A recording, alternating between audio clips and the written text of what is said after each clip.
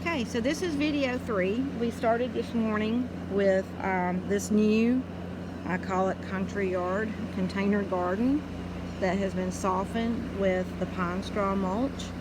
And I talked a little bit about my vision for this area out here that's, not too pretty. And it's been worse this year because we had drought in June and then non-stop rain. Plus, when they came to clear some brush behind my house, they had to bring their equipment through here. So, this, I have a vision, to have things like this, bananaliciums, some evergreens that thrive in shade. And I'm just going to walk down here. So that, obviously we will stay away from the base of the tree and the roots, especially this one. And again, this will be a next year project because I need to get tree limbs trimmed because we've had issues with some dead limbs falling. But anyway, but kind of bringing it out and kind of curving it around here. And again, staying clear, we'll leave the tree base clear, and then coming around to this garden, which I want to talk about in just a moment. But yeah, I'm going to anchor it with some small evergreens and other things that will be shade friendly. And I think again, we'll do our cardboard and our tarp method because it seems to be working okay so far. And there'll be less grass, to mow and upkeep. But still be healthy. So that kind of brings us to this part of the garden, which again is kind of like my other. It's I've not done a ton of gardening the last few years, but this is really the first year that I've been able to put all my attention into it. And again, I've been learning a lot even this year about garden ideas and thinking about what I want to do. And as I mentioned in my other videos, I really want to do more with having shrubs and evergreen conifers anchoring my garden.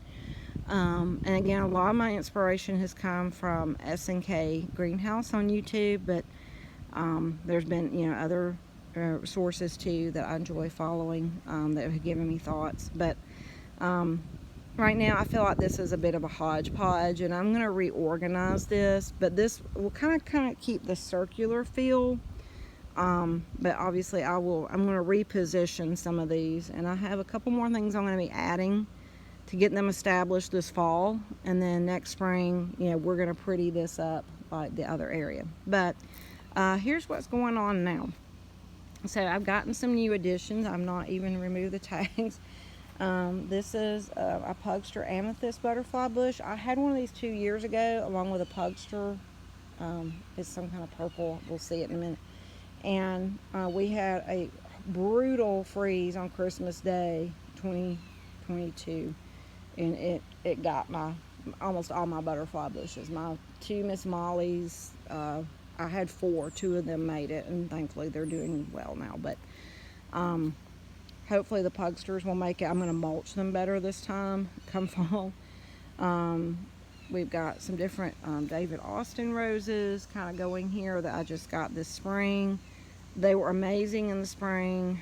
June and July are brutal on them here. All roses because of the Japanese beetles. And I don't spray because you can't see them right now. My little hummingbird friend and my other bird critters, and the pollinators. I have lots of butterflies and bees. This is the most I've ever had this year as far as butterflies and bees. I don't want to poison them, so I do not spray at all. But they're starting to come into their own, and historically, my David Austins have really put on a show, in September. So, hopefully that will be the case now. But I think considering the extremes we've had in weather, the shrubs don't look great and the blooms aren't as big, but they smell wonderful. You can smell them across the yard. As I mentioned earlier, I did try a lot of new varieties of hummingbird mint. I've mainly been a Blue Fortune and Queen Nectarine girl, as well as Tango, but I got a couple of new ones this year. Some of them I really like, some I'm kind of this is one that I'm on the fence about. Sorry, I have a yellow jacket after me. Bees Bees love me.